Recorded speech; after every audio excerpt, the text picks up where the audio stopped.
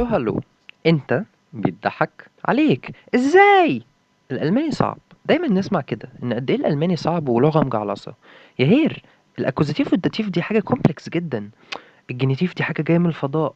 بارتيسيب اينس وزفاي فاهمهم كويس بس مش بعرف اطبق عليهم يا هير.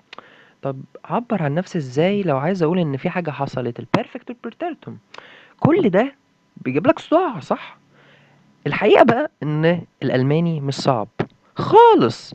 الفكرة كلها إن أنت محتاج حاجة سريعة وسهلة توضح لك الرؤية بس.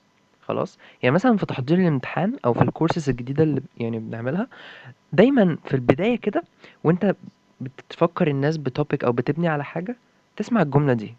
أنا أول مرة أسمعها بالطريقة دي. عشان كده ألماني في الرغيف. ألماني في الرغيف هو هدفه الأول والأخير إن أنت تبقى فاهم الألماني بشكل سهل ومبسط وواضح فيثبت في دماغك. مش بس كده، ويبقى كمان في التايم فريم قليل جدا من دقيقتين لخمس دقايق، عشان ما تزهقش وعشان مثلا لو حابب تراجع تلاقي حاجة اون ذا تتفرج عليها بسرعة. خلاص، فساعتها مش هتبقى فاهم بس، لأ، هتبقى كمان قادر تطبق عملي وتستخدمه في كلامك وكتابتك. وهو ده بقى اللي بنركز عليه في الكورس عندنا، المعايشة والممارسة المكثفة، ان انا اطبق الحاجة دايما عملي.